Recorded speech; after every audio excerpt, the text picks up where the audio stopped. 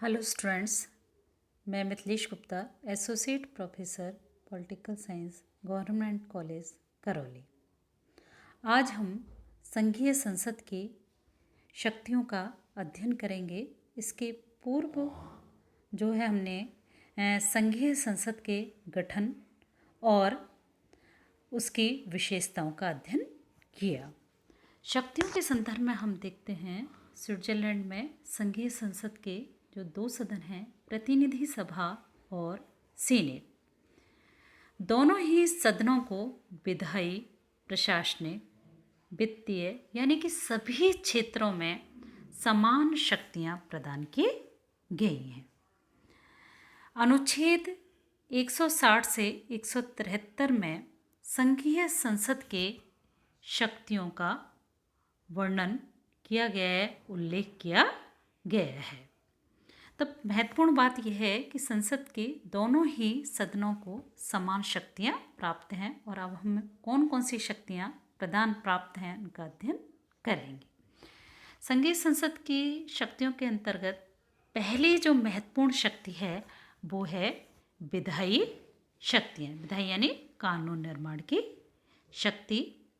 और क्या है, संसद का महत्वपूर्ण कार्य क्या है? कानून का निर्माण करना। यहाँ देखते हैं विधायी शक्तियों का जो उल्लेख है वो संविधान के अनुच्छेद 164 में किया गया है। संविधान द्वारा संघीय अधिकार क्षेत्र में रखे गए सभी विषयों पर कानून बनाने की जो शक्ति है वो संसद को प्रदान की गई है।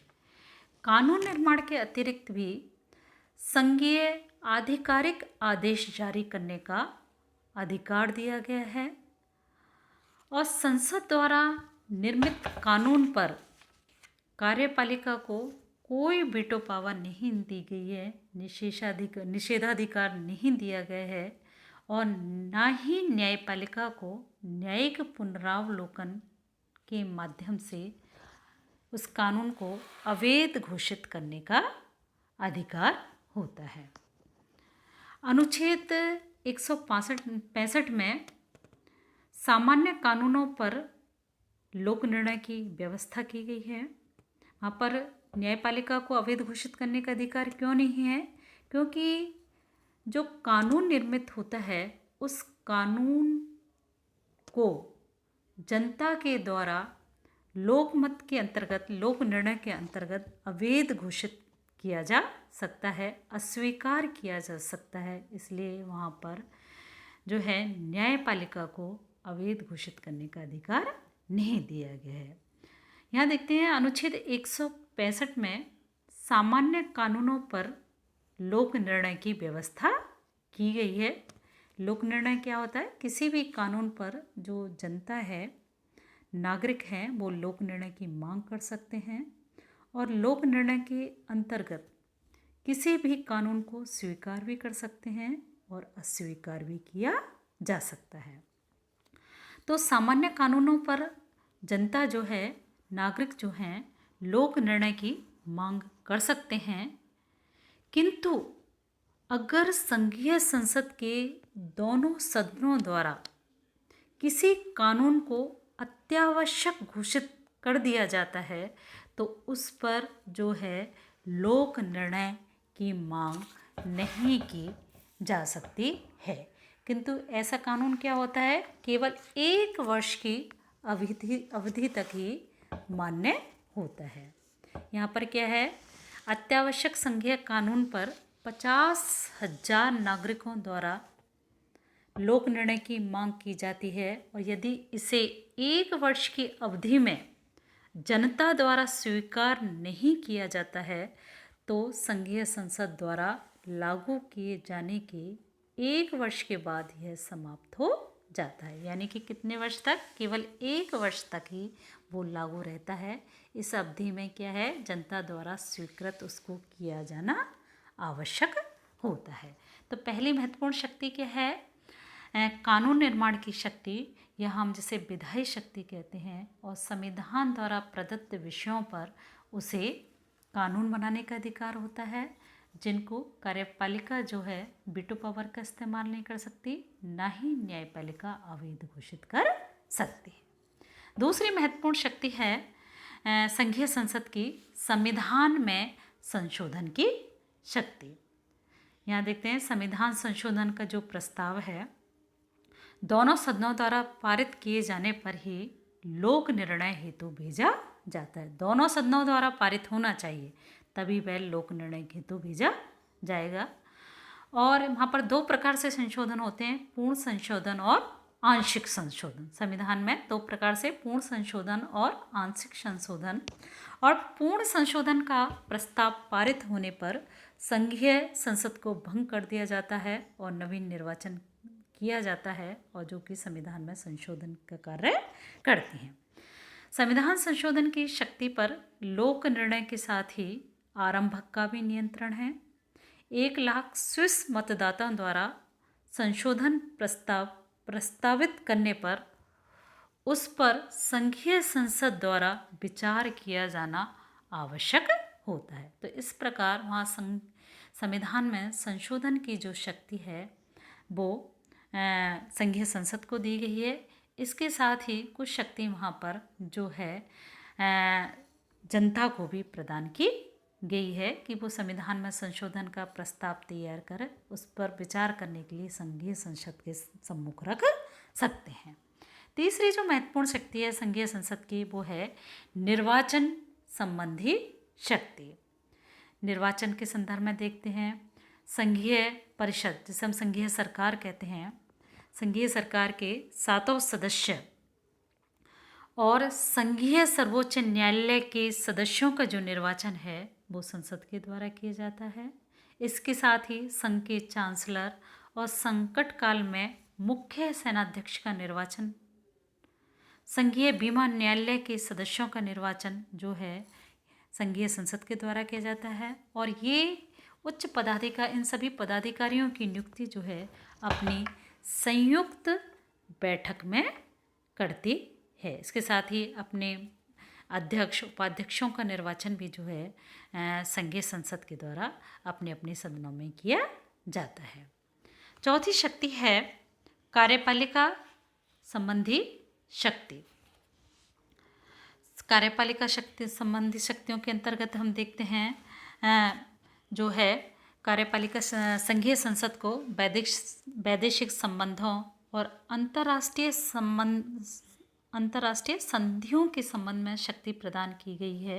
इसके अनुसार संसद जो है विदेश नीति के निर्धारण में भाग लेती है और वैदेशिक संबंधों का निरीक्षण करती है। यह अंतर्राष्ट्रीय संधियों को स्वीकृति प्रदान करती है। और इस संबंध में अपवाद ये है कि जिन संधियों के संबंध में संघीय शासन को समस्त शक्ति प्राप्त है उन पर संघीय संसद की स्वीकृति आवश्यक नहीं होती है। दूसरी इसके संदर्भ में देख सकते हैं कार्यपालिका या प्रशासनिक क्षेत्र में जो शक्ति है वो है संघीय सत्ताओं के निरीक्षण और नियंत्रण के संदर्भ में। यहाँ अनुच्छेद 169 के अनुसार संघीय सत्ताओं, संघीय शासन, प्रशासन, संघीय न्यायालयों और अन्य अंगों के कार्यों के निरीक्षण और नियंत्रण की जो शक्ति है वो जो है संसद को प्राप्त है। इसके साथ ही अनुच्छेद जो 171 के अनुसार संघीय जो संसद है वो संघीय सरकार को आदेश दे सकती है। तो प्रशासनिक क्षेत्र में, कार्यपालिका क्षेत्र में भी संघीय संसद को महत्वपूर्ण अधिकार और शक्तियाँ प्राप्त हैं। अगली शक्ति जो है वित्तीय शक्ति। संघीय जो संसद है वो संघीय सरकार द्वारा पेश बजट की स्वीकृति प्रदान करती है और यह जो स्वीकृति होती है वो अंतिम होती है। इस पर जनता जो है, नागरिक जो हैं वो लोक निर्णय की मांग नहीं कर सकते हैं। संघीय अधिकारियों के वेतन, भत्ते आदि निर्धारित करने का अधिकार भी संघीय संसद को होता है। अगली शक्ति ले सकते हैं कैंटनों से संबंधित शक्तियाँ। कैंटनों के जो संविधान है और उनके संशोधनों की जांच कर उन्हें स्वीकार करने की शक्ति है। कैंटोनों द्वारा विदेशों से की गई संधियों व परस्पर आपस में की गई संधियों पर संघीय संसद का अनुमोदन आवश्यक होता है। इसी प्रकार कैंटोनों के अंदर आंतरिक शांति व आवश्यक होने पर सेना के प्रयोग का अधिकार भी संघीय संसद को होता है। अगली शक्ति ले सकते हैं न्यायिक शक्ति। न्यायिक शक्ति जो स्विस संविधान के अनुच्छेद 173 के अनुसार संघीय संसद संघ की विविध सत्ताओं के बीच कार्यक्षेत्र संबंधी विवादों का निर्णय करती है। अपने द्वारा नियुक्त अधिकारियों के विरुद्ध कार्यवाही करने का अधिकार होता है तथा न्यायालय द्वारा दंडित व्यक्तियों को क्षमा करने या सर्व क्षमा का जो अधिकार है वो भी संघीय संसद को होता है। यद्यपि वहाँ देखते हैं संघीय सर्वोच्च न्यायालय की स्थापना की गई है, लेकिन इस कारण से संघीय संसद की न्यायिक शक्तियाँ क्या है, सीमित हैं, लेकिन फिर भी उसे न्यायिक क्षेत्र में अधिकार प्राप्त हैं। इसके अतिरिक्त भी अन्य कुछ अधिकार हैं स्विस संघीय संसद को कि स्विट्जरलैंड की बाहरी सुरक्षा, स्वतंत्रता, तटस्थता और आंतरिक सुरक्षा हेतु आवश्यक कदम उठाने हेतु जो आवश्यक होने पर अध्यादेश या साधारण संघीय आदेश जारी करने का उसे अधिकार होता है। यह आंतरिक सुरक्षा के लिए भी आवश्यक कदम उठा सकती है और असाधारण परिस्थितियों में जो है संघीय आदेश जारी कर सकती है। अध्यादेश या संघीय आदेशों को जारी करने का अधिकार होता है और यह राज्य की सभी गतिविधियों के आयोजन में सहायता करती है। इस प्रकार से हम देखते हैं कि स्विट्जरलैंड में संघीय संसद को बहुत अधिक व्यापक शक्तियां प्रदान की गई हैं और महत्वपूर्ण बात यह है कि दोनों ही सदनों को प्रत्येक क्षेत्र में समान शक्तियां प्रदान की गई हैं। निष्कर्षतः हम यही कह सकते हैं संघीय संसद को विधायी, प्रशासनिक, वित्तीय, न्यायिक सभी क्षेत्रों में महत्वपूर्ण शक्ति है और उसके द्वारा बनाए गए कानूनों पर ना तो कार्यपालिका को वीटो पावर दी गई है, ना ही न्यायपालिका को न्यायिक पुनरावलोकन की शक्ति दी गई है, किंतु विधायी क्षेत्र में संसद की जो शक्ति है वो लोक निर्णय द्वारा सीमित और हो गई है और व्यवहार में देखते हैं स्विट्जरलैंड में लोक निर्णय का अत्यधिक प्रयोग किया जाता है।